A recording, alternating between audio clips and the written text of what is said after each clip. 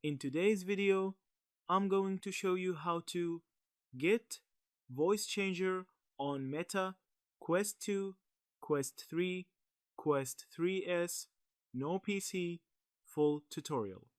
The trick is to use standalone Android-based apps or side-loaded APKs that can run directly on the headset. Because the Quest OS is built on Android, the easiest way is to use SideQuest on your phone to sideload a trusted voice changer APK onto your Quest.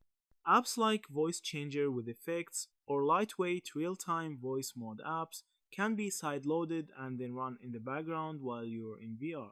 Once installed, you can set the app to capture and modify your mic input before sending it to your games or social VR apps like VR Chat, Rec Room, or Horizon Worlds. The key here is to grant microphone permissions when side loading the app so that it actually processes your voice in real time. Another option is to use Quest's support for Android audio routing apps that create a virtual mic channel. Some newer third-party Quest voice changer tools are designed specifically for VR and can be downloaded from community platforms or VR social hubs.